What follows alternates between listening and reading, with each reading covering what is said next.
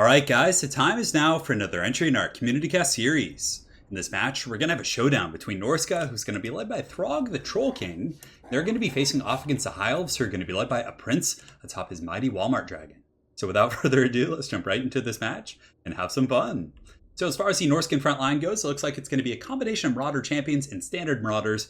Champions, definitely a very solid pick. They have 53 melee defense, they have shields against sisters, and any sort of missile shenanigans. So you're going to often see Rapier Archers, you're going to see probably not Shadow Warriors terribly often, but again, sisters are somewhat common in this matchup, so I definitely think the Marauder champions are the way to go. On top of that, they're going to be very strong in the frontline engagement against the High Elves, because most High Elf players are just going to simply use like Spearmen in the front line to hold you in place, while their Dragon Princes and the dragons, like you can see here, there's actually two dragons, do most of the heavy lifting. And the Marauder champions really thrive in the long-term engagement. So firstly, 53 melee defense is really conducive to like a long grindy fight, but more importantly, that allows them to more easily get to the top tier of their enrage mechanic. You can see on increments of 45 seconds, they're going to get 8 leadership, then physical resist, and then they also get melee attack there at the end, which is definitely very strong. So Marauder champs, very solid. On top of that, he does have standard Marauders and more champions here on the far side. For his back line, it looks like he does have a couple groups of Familiar with Great Weapons, which are so good in this matchup. I also think the Miststalkers are very good, simply because they have really good combat stats, they have good armor piercing, plus they do magic damage. So if you're looking at something like the Fireborn here, Fireborn have pretty good physical resist of 25%, so the Miststalkers can actually circumvent that. But Familiar with Great Weapons really good against Dragon Princes, they're good against big monsters. Very solid pick here from the Norscan player. On top of that, he does also have Throg here in the back. He has some Marauders with Great Weapons here on the flanks, just in case his opponent brought white lines or something like that. A couple groups of Hounds, so Norscan Ice Wolves and the Beast of Tashnar. For his caster, he does have a Shadow Caster. Looks like he has all of the spells but the Pit of Shades, if I'm not mistaken. And I think he does have some Skirmishers out here, some Marauder Horsemasters as well as standard Marauder Horsemen, just to kind of poke dragons and things like that. Pretty cool army for sure. And now onto the High Elves. So the High Elves are going to be rocking balls deep with the Fireborn here. Anti-large, very good against Norsca. They can ride down infantry, they can fight the Familiar, especially if they get the charge, because that charge bonus of 80 is so good in TC, definitely quite powerful.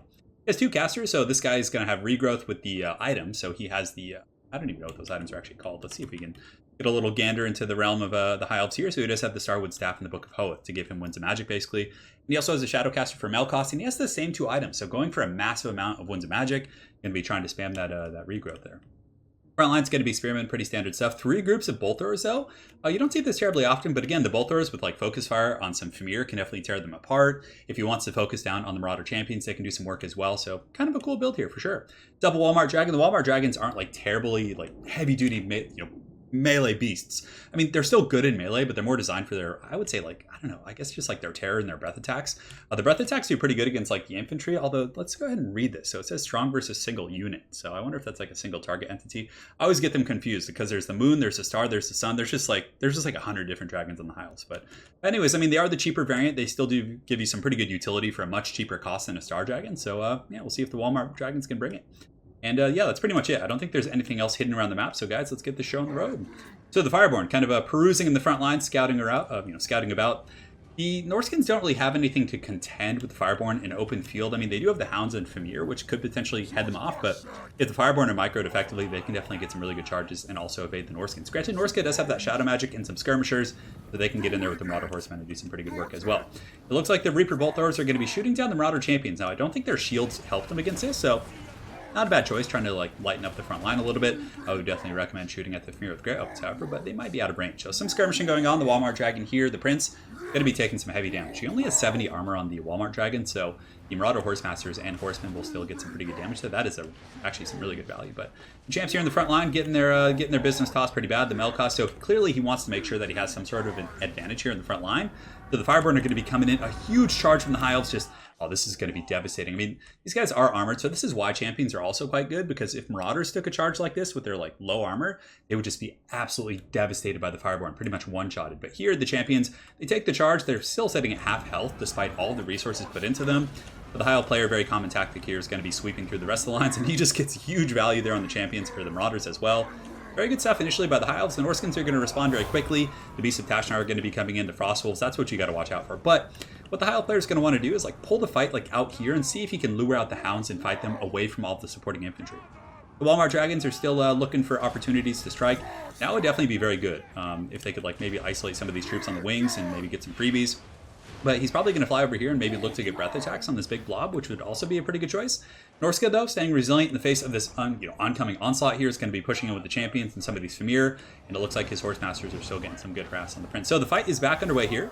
You can see that there's some pretty big healing going on. The regrowth, of course, is going to give them physical resist, and the Norscans are basically just swarming in with hounds and spears and everything, but the Fireborn are so tough to drag down. But if there's some Famir with great weapons coming in, these guys definitely have the stopping power to club some of these knights down. Yeah, Fireborn definitely paying their dues here. Very good breath attack coming in from the Elves right there, able to roast a couple of those horsemen. I definitely probably would have been better suited for this blob, like right here, like right down the line. That would have just been so brutal. But the mage with Shadows is getting pretty beat up. The Fireborn are taking some damage. They're definitely starting to buckle under the pressure of this Norscan blob. But the entire time that's happening, oh, and Throg gets isolated. So Throg actually comes in, and he is vulnerable to fire damage, and they both do fire. So Throg just gets destroyed, absolutely leveled by those two Walmart dragons. That Cheeto breath, definitely not fun for Throg. And it looks like he's shattered. So right out of the gates, guys, Norsca is pretty much without its leadership. The Reaper Bolt Throwers are also, not Reaper Bolt Throwers, but the Eagle Claw Bolt Throwers are just tearing Throg apart. Oh, and he just gets tagged, just no-scoped in the back, just brutal stuff. And Throg is down for the count. So far the High Elves look to be in pretty commanding shape. They're also going to be rear charging with the two dragons, keeping the Fireborn supported here. I mean, they don't want to be fighting the Famir with great weapons, though, and he is taking a lot of damage on his caster. He has popped the Starwood Staff, as well as the Book of Hoeth. Yeah, this is looking to be pretty scary for Norsca. It'll be quite impressive if they can pull this out. Over here, the Prince does get the Melkos, trying to probably slow him down to get some fire, allow the Famir to catch up. But these Famir warriors, the Miststalkers, are going to be bro charging here. But it looks like the Fireborn are able to just kind of ride past him, although a couple of the Fireborn, and with these guys, the High Elves, unlike the Undead, so with like Blood Knights, you can resurrect them with Invocation of the Heck, but with these guys, you can't. So it's very, very important to keep the Fireborn alive. You can see the Miststalkers just circling in there, the Marauder Horsemen also engaging in melee just to pin them. They're pretty much down for the count. So the Fireborn are pretty much down. The Walmart Dragons are not in the best shape. So despite the fact that Throg is gone, Norsca still isn't in the worst situation. Frontline engagement, of course, is going decent for them. The Marauder Champions, or the Marauders with Great Opens, will get that enraged mechanic over time and maybe eventually beat the Spearmen, but I think Spearmen do win that, especially with the Chevrons. Over here, these Marauders getting broken off by the Half Spearmen, but yeah, I don't know, it's looking a little bit dangerous, but this is going to be huge for him. So these Marauders did break through the front line. They killed the Spearmen, and it's probably only going to be a matter of seconds before he reroutes them back here. Yeah, you can see there's the order right there. So now he's going to get like all these for free, and this is one of the biggest aspects for the Bounce of Power for the High Elves is these bolters have good ammunition. This is about 2,100 gold right here, and these champions are just going to sweep through. He might be able to detach these spears in time, but he's still at the very least going to lose 2 of those. In the back, some of the Beasts of Tashnar have isolated the caster, which is very, very good. So if you're in a situation like this, you'll notice that there's only a couple hounds attacking. There's like 4 or 5, right? Now, if you grab your hounds and move them past the caster, so just move them right here, and then when they get like that surround on here, you re-engage them, you probably would have been able to kill the caster, if not get it much lower. That's kind of like a Warcraft 3 surround move. But if we look back, though, we did miss a little bit of action here. The Prince looks like it took a bit of a clubbing from some of these Famir, and the other dragon is having to fall back as well. So pretty close. Excuse me. Lose my voice here. I've been casting too many games today. But it's a very, very close battle here. You can see the Prince has come back. Melkos going down to try and slow him down to allow some of these horsemen to catch up. The other dragon is back up in the skies, and it is we definitely got a battle on our hands. But this is huge for Norsca. Getting these champions at the back line, 70 models just ravaging the High Elf back line. Definitely having quite a bit of fun. And you can see the Norscan player is also giving a force path, so he's like clicking and attacking the secondary model and kind of dragging his troops through multiple entities, which is very, very solid play there. So those champs definitely paying their union dues. In the front, some of these Marauder Spearmen having a bit of a wet noodle fight with the standard Spearmen. Although the champions might be, let's see what tier of their enraged they are. They're actually at tier 2, so they do have the physical. Oh, they have everything. So yeah, their melee attack actually up to 30 now, which is not bad at all. The Walmart Prince in the back is going to be trying to take out some of the, whatever's freebies he can find around the battlefield. He still does have his life caster. I don't know if he has his shadow caster still. But yeah, let's take a look. I don't think the Shadowcaster is online. The Famir with great weapons looks like they've been left over here. I think they probably finished off the last of the Dragon Princes and just need to be given new attack orders, but I'm sure they'll be back in a moment. But the Walmart Prince is able to fend off the Marauder Horsemen and save this mage with life here, and it looks like the Staff of Magic stuff, High Elf Magic stuff, the Book of Hoeth and the Starwood Staff both have been used here. And unfortunately, the other Star Dragon is still alive for the Norscan player. It could potentially get some good breath attacks. Looks like it's going to be landing here, trying to do some damage to the Famir Balefiend. Oh, that's a really good shadow right there. So, or a terror route. So the Famir Balefiend is terrified. Now, if you can continue attacking it with both of his dragons and get rid of the caster for Norsca, that would be huge. But this is going to be so tough to take down. These Famir with great weapons, even though the bounce of power is like pretty even, are such a menace. I mean, they could probably solo the Sun Dragon, well, both of these Sun Dragons, which would be very tough.